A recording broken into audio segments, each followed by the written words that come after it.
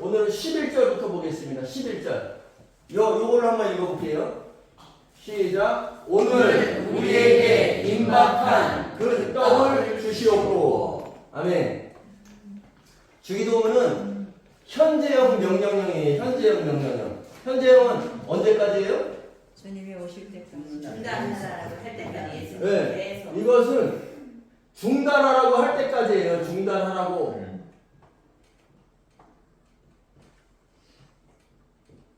현재형 명령형. 그러니까 우리는 계속 이 기도를 해야 되는 거죠. 우리에게 임박한 그 떡을 주시옵고. 근데 우리 성경에는 오늘 우리에게 일용할 양식을 주시옵고 이렇게 나오죠. 이미 마태복음 6장 8절에 우리에게 필요한 것, 너희에게 필요한 것은, 있어야 할 것은 다 알고 계시니까 너희는 이렇게 기도하라고 했는데 우리가 매일매일의 양식을 구하면 되겠어요, 안 되겠어요? 예수님께서 그거는 말이 안 맞죠. 일용할 양식이라는 것은 매일매일 우리가 먹을 양식을 구하는 것이 아니라 임박한, 이게 에피우시오스예요. 이 헬라어로 에피우시오스인데 이게 무슨 말이냐면 내일에 곧 일어날, 곧 있을, 오늘 우리에게 곧 있을, 곧 일어날. 이게 뭐냐면 예수님께서 지금 십자가에 달려서 부활하시고 승천하시면서 뭘 보내주시는? 성령. 네, 성령을 보내주시는데 아직 그게 지금 이 마태복음에 있는 주기도문은 예수님께서 공생애를 시작하시면서 이걸 알려주신 거예요. 그러니까 아직 그 승천하시고 성령이 오지 않았죠. 근데 이미 이제 곧 오실 거죠. 공생애 3년 반이 지나면 십자가에서 달려 돌아가실 것이고 그러면 성령이 오시겠죠. 그러니까 오늘 우리에게 임박한 그 떡, 이거 아르토스라는 내용인데 이것이 바로 성령을 얘기하는 성령. 그러니까 성령이 오실 것을 기다리는 거죠. 곧 일어날 그 일, 그 떡을 주시옵고. 그러니까 너희는 성령을 기다리려는 건데 그 떡, 아르토스라는 이 떡 안에는 반드시 뭐가 들어있어요? 기름. 기름이 들어있죠. 이스라엘의 물은 석회질이 많아서 못 쓴다 했잖아요. 그래서 떡을 만들거나 반죽을 할 때는 반드시 기름으로 한다. 그래서 떡 속에 반드시 기름이 들어있죠. 그것을 말씀하시는 거예요. 그래서 요한복음 6장 48절에 말씀하십니다. 내가 곧 생명의 떡이라. 내가 곧 생명의 떡이라. 예수님께서 말씀하신 거예요. 생명의 떡. 아르토스. 내가 곧 생명의 떡이다. 아르토스. 그러니까 예수님께서 기도하라고 가르쳐 주실 때에 오늘 우리에게 임박한 그 떡을 주시옵고, 그러니까 앞으로 일어날 그 성령을 우리에게 주시옵고, 내가 곧 생명의 떡이라. 나를 먹는 자는 영생하리라. 그렇죠? 생명의 떡이, 떡 속에는 반드시 기름이 들어있고, 기름은 성령을 이야기하니까 성령을 가진 자는 영생한다는 얘기죠. 영생.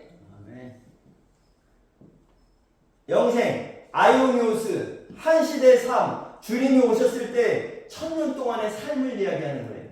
그러니까 이 생명의 떡을 먹는 자가 영생하리라. 그러니까 우리는 지금 오늘도 떡을 먹으러 여러분 교회 오셨죠? 네. 떡 속에 반드시 기름이 있다는 것을 우리가 꼭 기억하셔야 됩니다. 그래서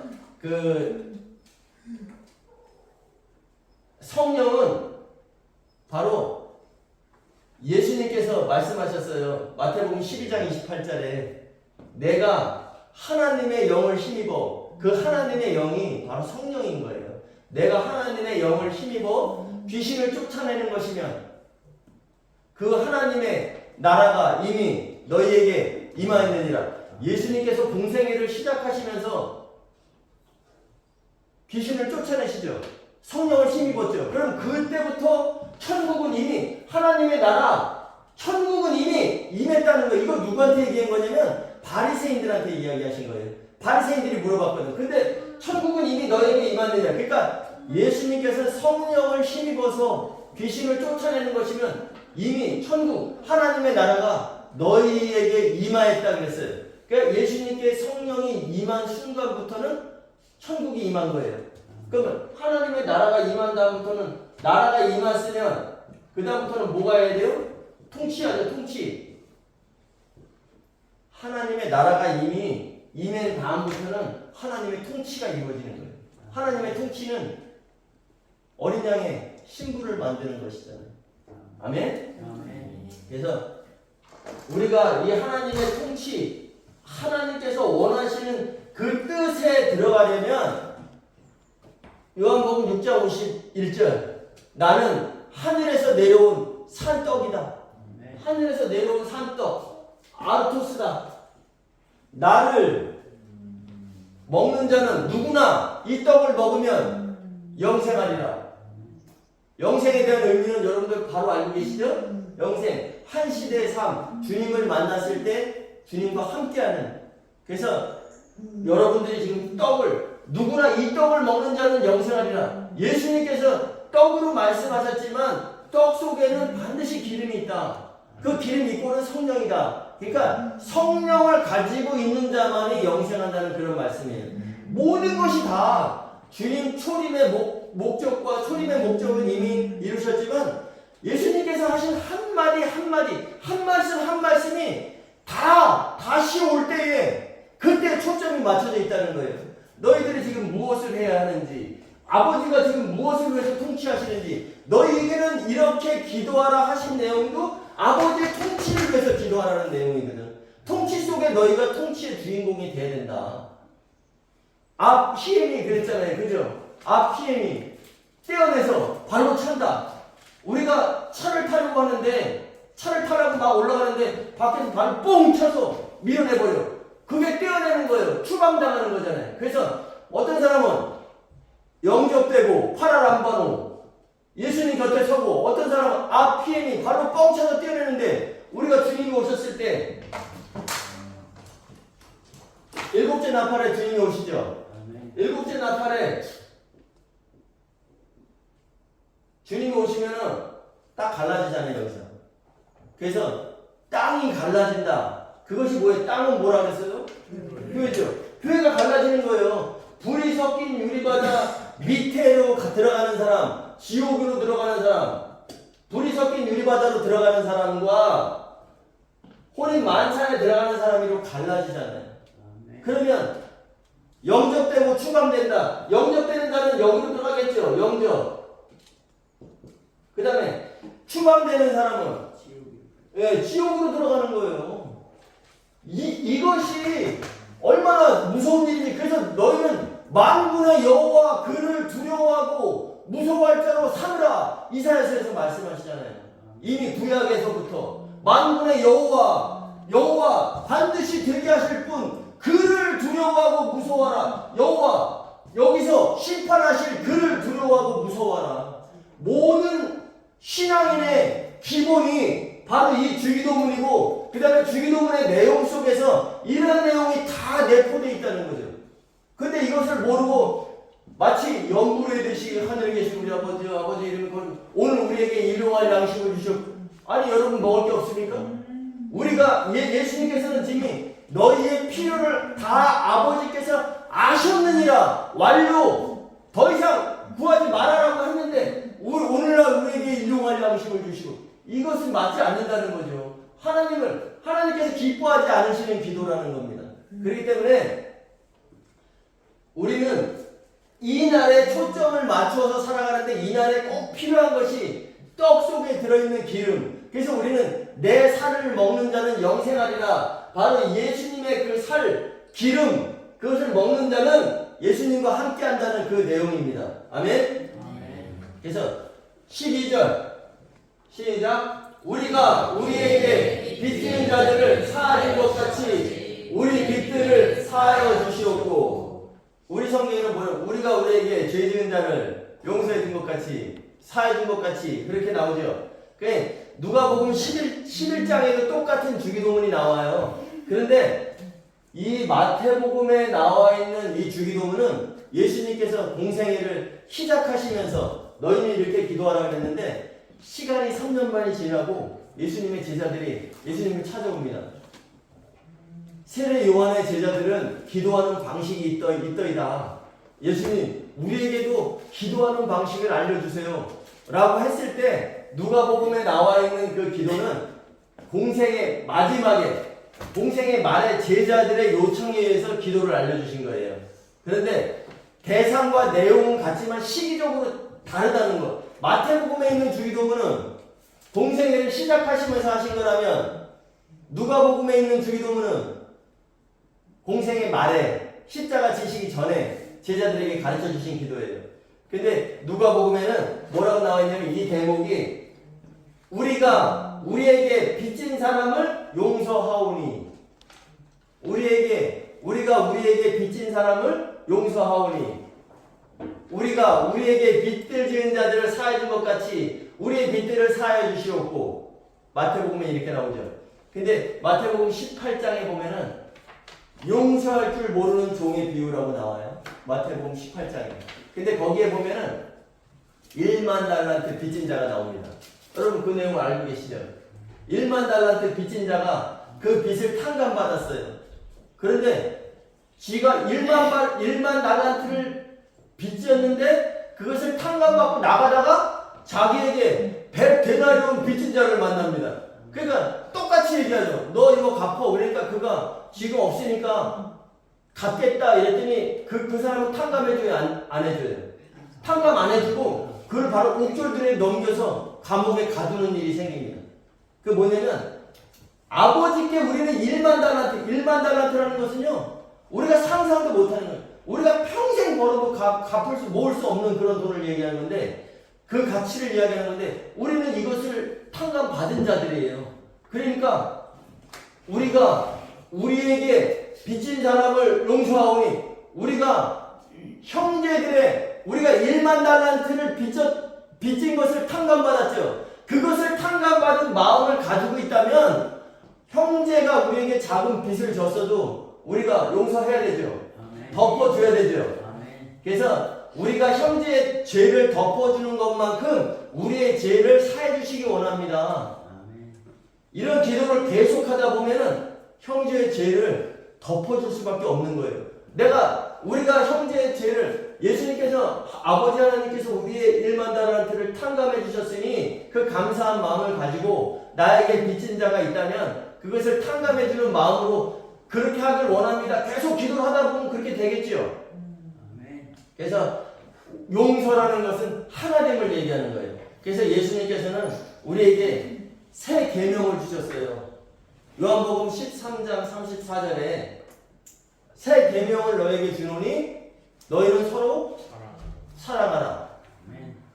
내가 너희를 사랑한 것 같이 너희도 서로 사랑하라. 그 사랑이 우리가 우리에게 빚진 사람을 용서하오니 이 하나됨을 얘기하는 거예요. 사랑하지 못하면 우리가 하나 될 수 없습니다. 우리가 공동체 안에서 서로 사랑할 때 사랑하니까 여기 나와서 예배하는 나 거기 가면 보기 싫은 사람이 있어. 나 거기 가면 거슬려. 안 가라고 하다 보면 자꾸 쪼개지는 거죠.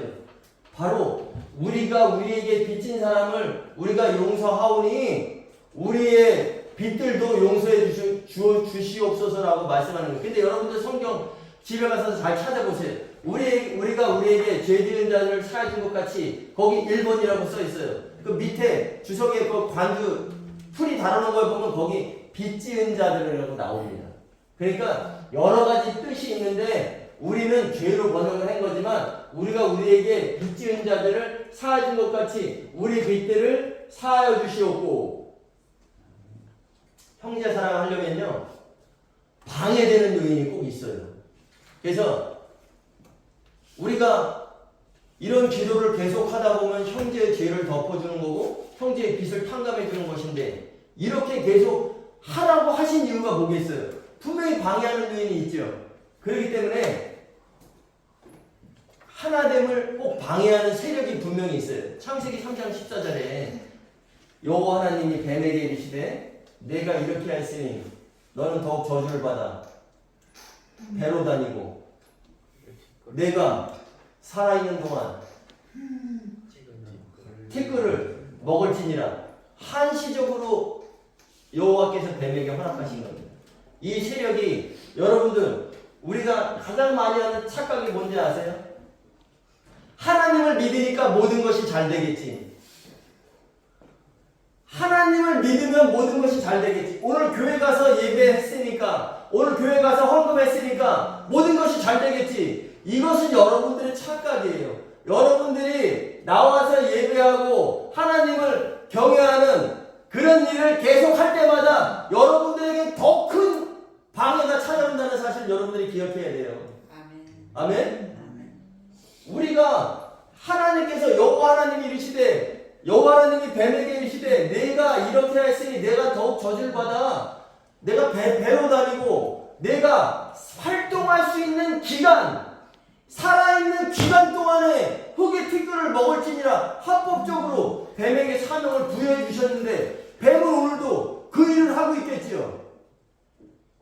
그 일을 하고 있을까요? 아멘. 안 해요? 있어요. 네. 오늘도 열심히 그 일을 하고 있는 거예요. 그 일을 하고 있기 때문에 우리가 예배하고 하나님을 더 잘 믿어보려고 하고 할 때마다 우리에게는 계속 방해 요인이 오는 거예요. 그렇기 때문에 이렇게 기도하라고 말씀하신 내용 중에서 13절 시작. 우리를 시험에 들게 하지 마시옵고 다만 그 악에서 구하시옵소서. 방해하는 세력이 계속 있으니까 우리를 시험에 들게 하지 마시옵고 다만 그 악에서 구하시옵소서. 고린도후서 11장 2절에 보면은 바로 사도 바울이 사도로서 고백한 내용이 있습니다. 내가 너희를 한 정결한 처녀로 한 처녀로 한 남편인 그리스도께 중매했느니라. 이미 완료됐지요. 중매가 완료됐지요. 이미 중매된 상태, 정혼된 상태예요. 그런데 거기에 분명히 나옵니다. 그러나 나는 내가 한 처녀로 한 처녀로 한 남편에게 중매했어요. 중매를 했단 말이에요. 그 중매했으면 끝나야 되잖아. 그런데 반전이 있습니다. 그러나 나는 그 뱀이 그 관계로 하와를 미혹한 것 같이 너희 마음들이 그리스도를 향하는 진실함과 깨끗함에서 벗어나 부패할까 한다. 바울도 이미 알고 있는 거예요. 중매를 했지만 계속 방해하는 세력이 있다. 계속 방해하는 제3자가 있다는 것을 사도인 바울도 이미 알고 있었어요. 그렇기 때문에 염려하잖아요. 그러나 나는 너희가 그리스도를 향하는 진실함과 깨끗함에서 벗어나 부패할까 하나가 그걸 두려워하는 거잖아요. 왜? 제3자가 있으니까, 사탄 마귀가 있으니까. 그래서 우리가 주기도문을 현재형으로 계속 해야 되는 이유는 우리를 시험에 들게 하지 마시고. 왜? 악한 자가 있으니까. 그죠? 사탄이 있잖아요. 사탄이 우리를 시험하잖아요. 에덴 동산에서 그 뱀이 사탄이 아니라 뱀 속에 들어가서 활동하던 것을 사탄이라고 하는 거예요. 뱀이 하와를 미혹했던 것처럼 그런 시험이 우리에게 계속 있으니까 시험에 들게 하지 마시고 다만 그 악, 여기서 악이라는 것은 하나님의 선은 뭐예요? 하나님의 선은 아담이 돕는 배필을 얻는 것이죠. 그러면 악이 뭐겠어요? 교회와 혼인하지 못하게 하는. 네, 교회와 혼인하지 못하게 방해하는 요인이 방해하는 요인. 그 방해하는 것이 하나님의 선과 반대되는 것이 악이겠지요. 그러면 악에서 구하시옵소서. 또 악한 자에게서 악한 자 포네로스 이 악한 자가 누구겠어요? 예, 네, 요 사탄 마귀 악한 아멘? 아멘. 그러면서 옛날 성경에 한글 성경에 보면은 대개 나라와 권세와 영광이 영원히 있사옵나이다 이렇게 나와요. 대개라는 말. 근데 대개 알아요? 대개? 먹는 개? 대개. 이게 뭐냐면 호티라는 말. 호티. 근데 이것을 우리말에서는 지금 뺐어요. 지금 주기도문에서는 빠져 있단 말이에요. 근데 이 대개라는 말이 뭐냐면 왜냐하면 뭐뭐 때문이다와 같은 이유를 설명하는 부사적인 표현이에요. 그래서 대개 나라와 권능과 영광이 이렇게 나왔죠. 옛날 성경에는 대개. 왜냐하면 우리를 시험에 들게 하지 마시고 다만 악에서 건져 주시옵소서. 왜냐하면 아버지의 통치와 나라가 아닌 통치라 그랬죠. 나라는 이미 예수님께서 성령을 힘입어 귀신을 쫓아낼 때 이미 천국이 임했죠. 나라가 임한다면 다음에 뭐다? 통치. 왜냐하면 통치와 권능과 영광이 아버지께 세세토록 있기 때문입니다. 영원이라는 말이 아니라 영원히는 한 시대라 했잖아요. 한 시대에. 그러니까 영원히가 반복되고 계속 반복되는 것이 세세토록이에요. 그러니까 이렇게 기도하는 이유는 오늘 우리에게 임박한 그 떡 성령을 주시옵고 우리가 우리에게 빚진 자들을 사하신 것 같이 우리 빚들을 사하여 주시옵고 우리를 시험에 들게 하지 마시옵고 다만 악에서 구하시옵소서. 왜냐하면 통치와 권능과 영광이 아버지께 세세토록 있기 때문입니다. 아멘? 이래서 예수님께서 이런 기도를 하라고 알려주신 거란 말이에요. 이제 그 주기도문에 대해서 좀 아시니까 내용이 다르죠? 아멘. 우리는 매일매일의 양식을 구하는 것이 아니라 아버지의 피로. 그래서 우리에게 지금 하나님께서는 알고 계시는 가장 필요한 것, 우리에게 지금 가장 필요한 것이 뭘까요? 성령의 네, 성령. 떡. 바로 성령이 우리에게 지금 가장 필요한 거예요. 그러면 하나님 아버지에게 하나님께 가장 필요한 것은 뭘까요? 통치. 네? 통치의 목적이 뭐예요? 혼인. 네, 혼인이죠. 혼인하려면 뭘 가지고 있어야 되죠? 혼인하려면 뭘 가지고 있어야 돼요? 기름이죠. 그럼 기름은 뭐라 그랬어요? 성령. 네. 우리에게 가장 필요한 것도 지금 성령이고 하나님께 가장 필요한 것도 성령이에요. 왜? 하나님께서는 한 신부를 만들어서 예수 그리스도와 교회를 혼인시키려고 하시잖아요. 그러니까 우리가 가장 필요한 것은 성령이라는 것을 꼭 기억하셔야 돼요. 그게 성령을 구하는 거고. 둘째는 주기도문에 결론이 나옵니다. 결론. 마태복음 7장 11절에 보면은 아버지께서 아버지를 구하는 자에게 선한 것을 주시지 않겠느냐.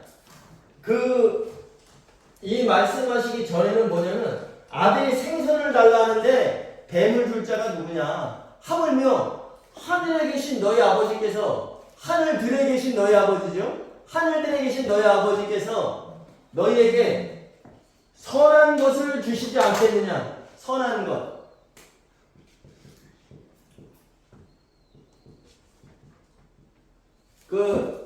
우리 성경에는 좋은 것을 주시지 않겠느냐 이렇게 나와요. 그리고 누가복음 11장에 또 주기도문이 나오는데 거기에 결론은 뭐냐면 아버지께서 아버지를 구하는 자에게 성령을 주시지 않겠느냐 이렇게 나오거든요. 그러니까 공생에 시작하시기 전에 마태복음의 주기도문에서는 결론이 7장 11절에 아버지를 구하는 자에게 선한 것을 주시지 않겠느냐, 좋은 것을 주시지 않겠느냐라고 했고, 그 다음에 누가복음에서 공생의 말에 기도를 가르쳐 주신 것에서는 좋은 것, 바로 성령을 주시지 않겠느냐 이렇게 나와요. 그러면 우리에게 가장 필요한 것도 성령이라 그랬죠. 아버지께 필요한 것도 성령이라 그랬죠. 그러면 아버지를 구하는 자에게 성령을 주시지 않겠느냐. 우리는 이 성령에만 초점이 맞춰져 있어요. 그리고 아버지를 구하는 자에게 선한 것을 주시지 않겠느냐. 근데 여기에 이것을 주는 것은 무슨 자에게 준다? 구하는 자. 구하는 자인데 우리 조기도문에는 직접 목적어가 빠졌어요. 아버지께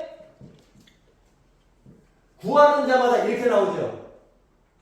아버지를 구하는 자.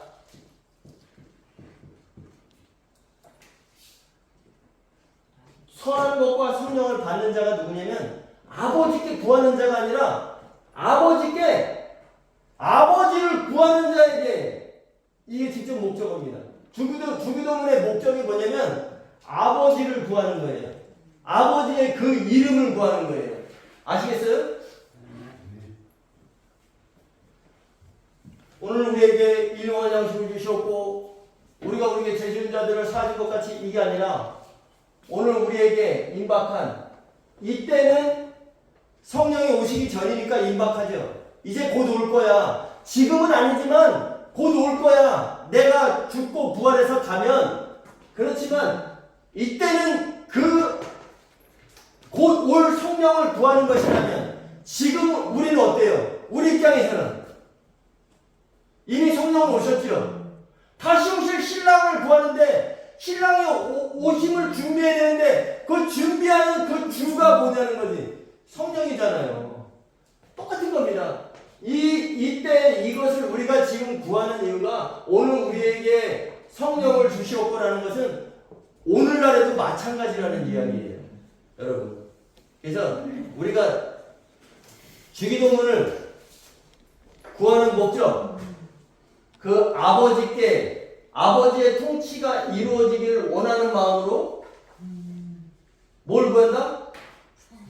네, 아버지의 그 이름 성령을 구하는 거예요.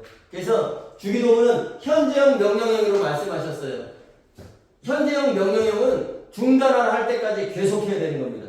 그래서 우리가 이 주기도문에 지금까지 주기도문을 그냥 외우듯이 해왔다면 이제부터는 이 뜻을 생각하면서 주기도문을 하다 보면 우리가 진정 바로 구해야 되는 것, 예수님께서 공동체를 위한 기도의 방식을 정확하게 알려주신 그 내용의 속뜻을 알고 기도한다면 여러분들은 예배의 성공자, 그 다음에 주님을 만나는 그날에 분명히 혼인 만찬에 들어갈 수 있는 자들이 다 되실 겁니다. 아멘.